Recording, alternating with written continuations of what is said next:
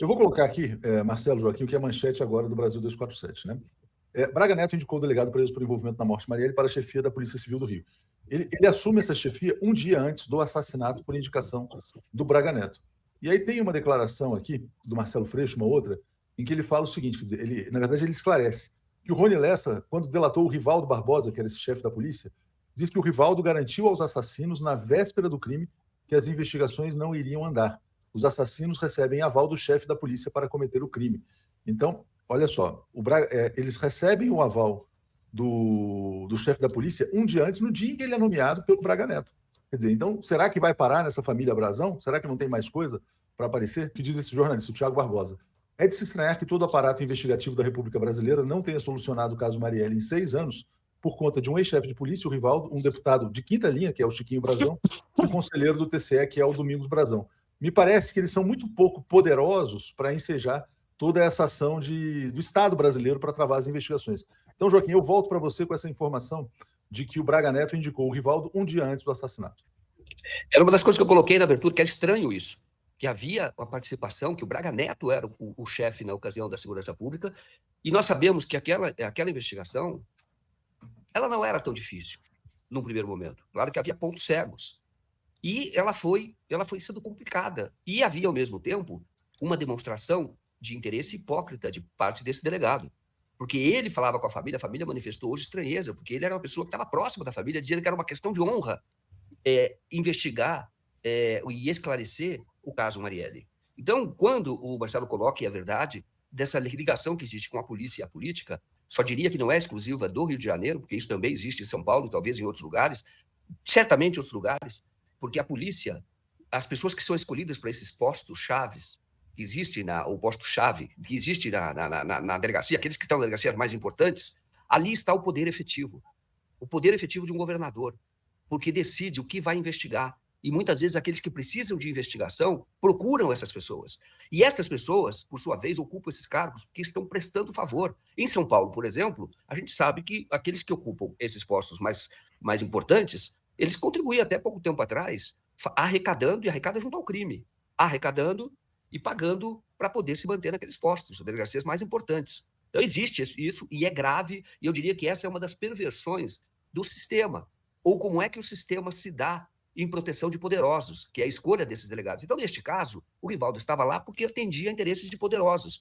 E aí, nós temos que levar em consideração que, nesta ocasião, quem era muito poderoso, ou estava sendo protegido pelos poderosos, é, de novo, a família Bolsonaro. Você fala, ele não tem ligação nenhuma com o crime, por enquanto, pelo que mostra, não, exceto por essa declaração do porteiro e por, de certa forma, a polícia proteger o endereço onde tudo começou, que é a história do Lessa. Quando a polícia apresenta o Rony Lessa e o Elcio como executores, ela faz uma retrospectiva de onde começou o crime, com câmeras, etc.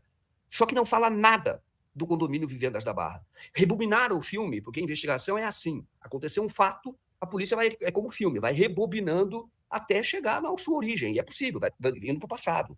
E desde a sua preparação. Só que quando a polícia apresenta, eu me lembro bem disso, ela apresenta a partir de determinado ponto que não é o Vivendas da Barra.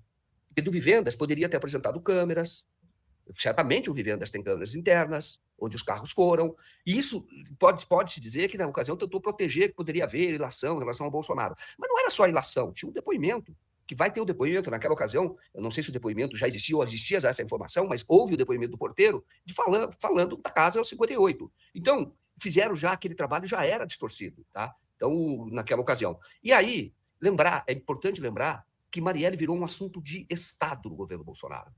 Então, quando falam que o Brasil tem foto com a Dilma, que o Brasil tem foto com o Bolsonaro, certo? É importante, é um elemento a mais. Mas você tem que verificar atos dos governantes desse caso, daqueles sobre os quais pode haver alguma suspeita. No caso do Bolsonaro, virou um assunto de Estado. Eu estava recuperando aqui uma matéria que saiu do Jamil Chad, estava olhando, e da ocasião falando que o embaixador do Brasil na França, Luiz Fernando Serra, ele manda telegramas para o Itamaraty, dizendo que tinha cancelado a participação dele. Ele cancelou a participação dele num evento lá em Paris, simplesmente porque participaria a prefeita socialista, e ela tinha reservado um terreno onde seria inaugurada, ou seria implantada, criada, a chamada Praça Marielle. E ele informa isso para ganhar pontos com o governo da ocasião, com o presidente dizendo, cancelei minha ida, porque será anunciada a praça. Agora eu te pergunto, qual é o problema de criar uma praça. Pelo contrário, deveria encher o Brasil de orgulho. Os brasileiros, porque é uma brasileira que foi assassinada de maneira covarde por poderosos, e ele simplesmente ganha pontos dizendo que não vai. E ele fez mais. Na época, e é preciso dar o crédito, o Jamil recuperou esses telegramas, porque esses telegramas pertencem ao Estado, essa troca de telegramas, e não é uma coisa privada, e depois o Itamaraty foi obrigado a dar esses telegramas, fornecer. E tem outro em que ele fala da cobertura da imprensa francesa, ele critica o caso Marielle. E aí ele também protesta daquela ocasião, dizendo que a cobertura francesa, da imprensa francesa, ela era enviesada, porque só dava destaque para o caso do Marielle e não falava nada do episódio lá de Juiz de Fora, você sabe quais são. Então virou um assunto de Estado que interessava ao Bolsonaro, e este diplomata, ele tinha então, ele se aproximava ou agradava o governante da época, justamente mostrando que era contra qualquer tipo de homenagem em relação a Marielle. Isso se encaixa no que disse a Hilde do assassinato moral da Marielle Franco. Cai uma pergunta, aparecem outras. Por que Braga Neto nomeou um dos suspeitos do assassinato em Anderson um dia antes das execuções? Como é que você avalia o papel desse general que virou candidato a vice do Bolsonaro? Eu acho que você falou dessa euforia, né, desses bolsonaristas, porque me dá uma impressão de criança que passou de ano apesar de ter colado, entendeu? É uma euforia, assim, que comprometedora.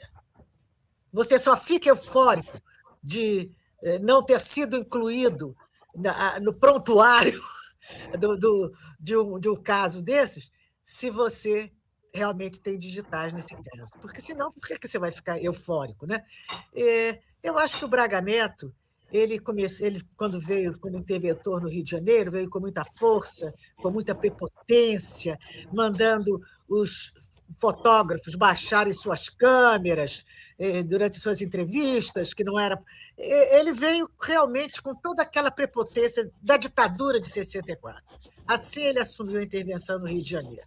Assim, dessa forma, se achando acima do bem e do mal, ele criou todas as dificuldades à investigação da Marielle Franco, do fato. Assim, ele, de certa forma, se colocou, na medida em que abençoava os que atacavam a memória de Marielle, né? Dessa forma, ele se colocou ao lado dos bandidos. Ele se colocou do lado do mal, e não do lado de quem quer fazer justiça, de quem quer fazer a segurança pública, de quem quer tranquilizar a população. Ele se colocou dessa forma.